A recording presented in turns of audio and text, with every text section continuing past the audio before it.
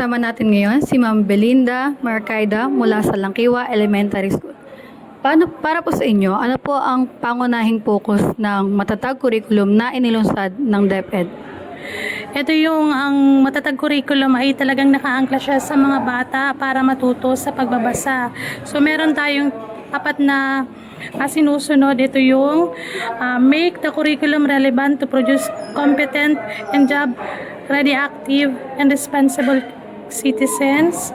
Sa take naman, steps to accelerate delivery of basic education, facilitate, and services.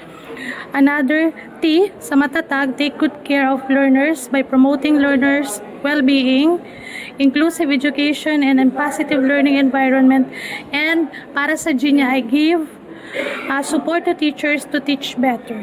And then sila po ay nakafocus sa language, numeracy, literacy, and sa GMRC. Ipapasok na yun sa curriculum po ngayon. Pero i-implement po siya base po sa DepEd order ay 2024-2025 school year. Okay po, maraming salamat po.